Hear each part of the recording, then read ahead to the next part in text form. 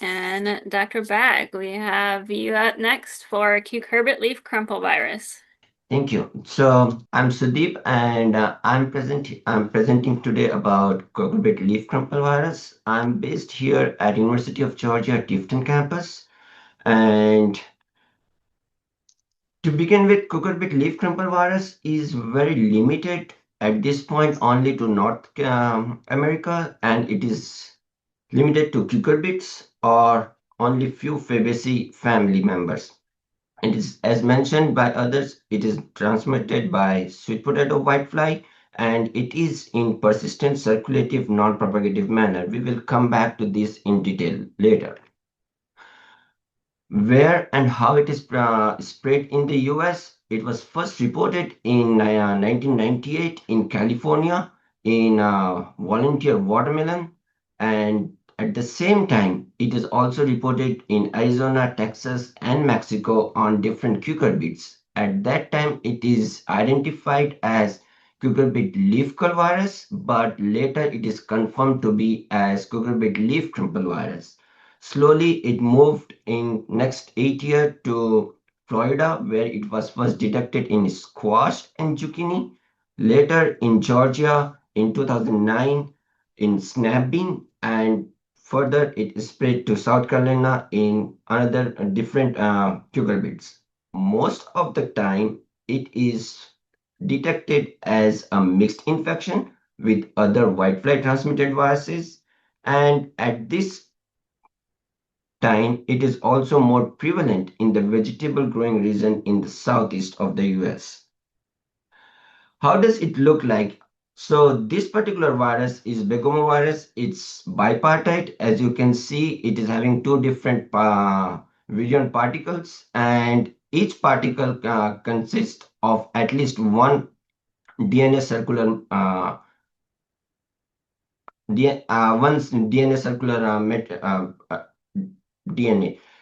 When we are looking it as a mixed infection, we also see under the EM flexus rod shaped particles, which are most probably different viruses. So under the EM, it looks like particle, but how does it looks like when in the field? So if, as I mentioned, it is always found it as a mixed infection, and but when we are able to differentiate or when we are able to develop the pure culture in the squash in greenhouse, we see curling of the leaves or the emerging leaves as well as shorter internodes or the dwarf in the plant. Whereas in the field, the symptoms could be much more severe in the younger plants, and as the plant, if the fruit is formed after the infection or later in the stage, it will have unmarketable symptoms, that is greening on the fruit. In the other plants or the other cucurbits that include cantaloupe, cucumber, pumpkin, or watermelon, the symptoms are pretty much similar as described earlier by Dr. Wintermantel, where in the cantaloupe and cucumber, the plant's symptoms are mostly in the lower leaf. And in pumpkin, what we are seeing here, it is not just leaf crumple, but it is mixture of number of different viruses. So does what we see in case of watermelon. In zucchini, we are not seeing much of the severe symptoms, but the symptoms, what we are seeing only on the younger leaves, they are again leaf curling or deformed leaf, and we do not see much symptoms on the fruit.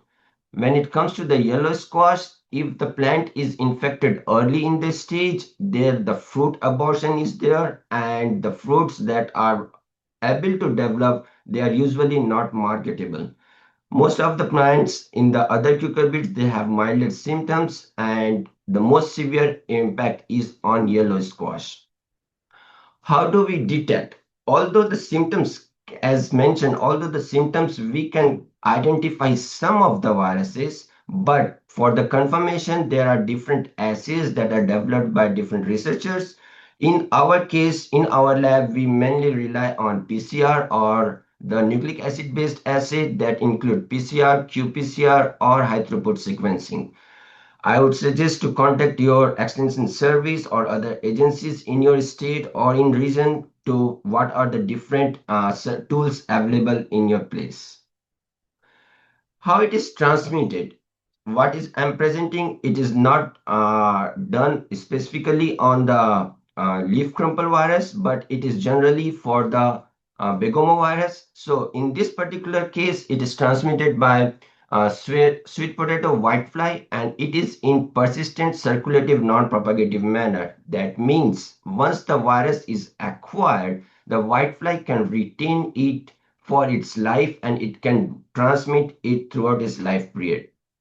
To acquire, it needs to feed on an infected plant for at least 30 minutes, and then there is at least 8 hours of latent period when the virus is circulating in the insect, and then it needs another 15 to 30 minutes to transmit or to feed on a healthy plant to transmit the virus. This particular virus, leaf crumple, is phloem limited, so and it is not known to be mechanically transmitted through sap inoculation. In our recent study using infectious clone and agro inoculation, it has been shown to be seed transmitted. What is happening in the natural condition, it is still not known, still under investigation. The image what I'm showing here is the whitefly pressure that we have in our area, and what we are seeing here, number of hundreds of whitefly as soon as even in a cotyledon leaves or the first true leaves, and a single whitefly can transmit mixture of virus, at least 3 to 4 different viruses. So what are the different factors that influence the virus or the disease? In our area in Georgia or in southeast Georgia, we have different cropping seasons or the cropping system. So during the winter, we have cabbage, kale, collard. In that, kale is found to be the one that is having maintaining the virus whitefly population. Although it is low, but it maintains the pest status.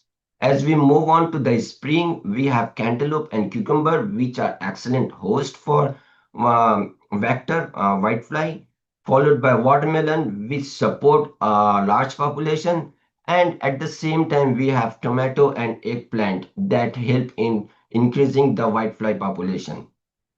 As we move on to the summer, we have agronomic crops that are mainly cotton and soybean, and cotton is the preferred host, and late planted cotton are the good host for whitefly propagation. And as we move further in the fall, where we have the highest number of whitefly, so does at the same time it brings lot of viruses to our crops that include cucumber, snap bean, squash, tomato, zucchini, whatever we grow here in Southeast, we have lot of virus and whitefly during the fall season. So the image here suggests what are the different locally important and what are the different crops that are driving the whitefly population. So if we look at the cucurbits, we have crop from A to Z, and all the crops are shown to have at least one or more than mixed infection. In our case, it is mainly crinivirus, that is CCYV and CYSDV, that co-infect with cucurbit leaf crumple virus. And the one that are in highlighted, cantaloupe, cucumber, watermelon, yellow squash, and zucchini, those are the major crops that are impacted by this. Of that, squash is the severely impacted one. Apart from the crop host that is listed earlier, there are a lot of weeds, non-crop hosts that supports both whitefly as well as the virus. In our study, we tried to see what are the important weed hosts, and what we have listed here are the different weeds that are present in this area throughout the cropping season, throughout the year. Thereby, it support both the vector and the virus. Here are some of the symptoms that we see in the weeds, and these are the natural symptoms in the field in tall morning glory or cypress vine, lantana, wild radish, pigweed. Most of the cases we are seeing yellowing, leaf curling, crumpling of the leaves, and these are the common symptoms not specific to leaf crumple but presence of the different other viruses as well. So these wild weed hosts they do have other viruses along with leaf crumple virus.